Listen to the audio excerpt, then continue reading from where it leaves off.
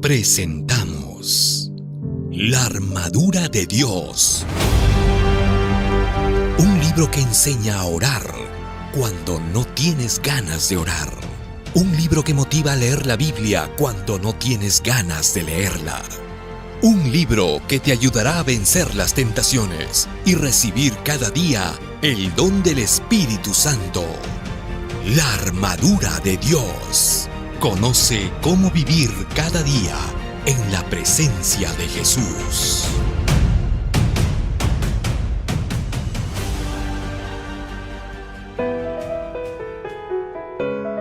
¿Cómo estás? Bienvenido a nuestra lectura de hoy. Día 31. Para ser lleno del Espíritu, necesitas confiar y ser obediente a la palabra. Este es el segundo paso. Confiar en la palabra de Dios.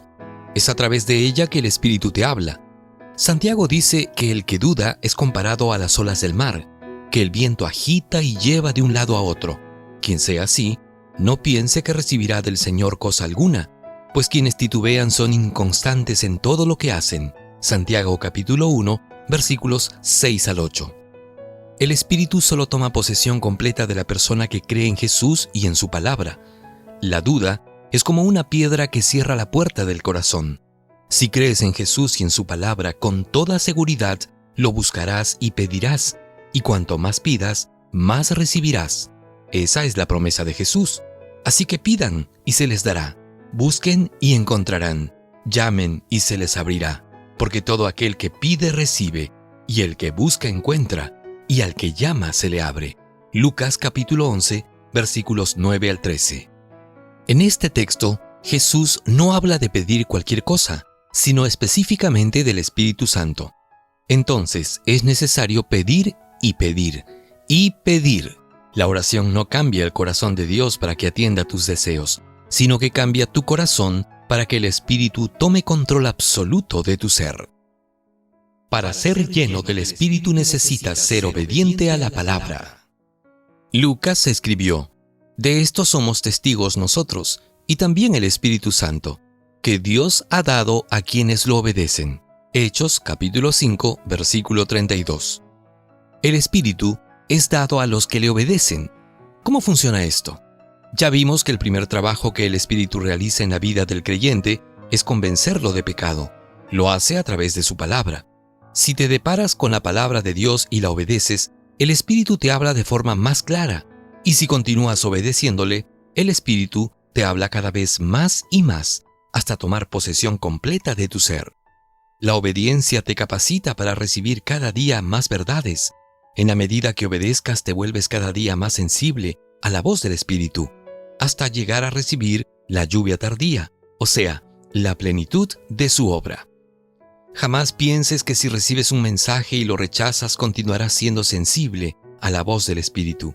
Si no obedeces las instrucciones divinas, te endurecerás cada vez más y más hasta llegar a cometer el pecado contra el Espíritu Santo. Este pecado no es imperdonable porque Dios se canse de perdonar, sino porque el propio creyente, por su desobediencia, endurece su corazón al punto de no oír más la voz del Espíritu, ni arrepentirse.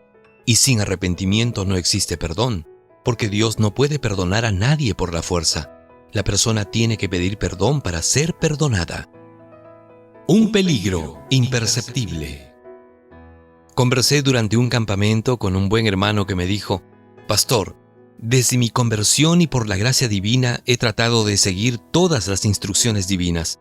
Lo único que me falta es ser completamente fiel en el sagrado diezmo.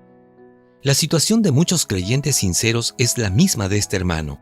No es el hecho de que no crean que el diezmo le pertenece a Dios, sino, como decía otra persona, cuando recibo mi sueldo y hago las cuentas, no me sobra nada para devolverle al Señor. El drama espiritual es que estas mismas personas claman a Dios por la plenitud del Espíritu, siendo capaces de realizar vigilias y ayunos o cualquier otro tipo de sacrificio para alcanzar la lluvia tardía, pero no son fieles en reconocer a Dios como el dueño de todo.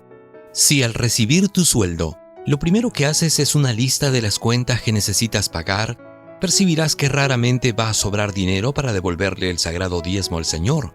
El diezmo no es una opción humana, no es algo que se devuelve solo si sobra dinero. es lo primero que se aparta de los ingresos que se recibe.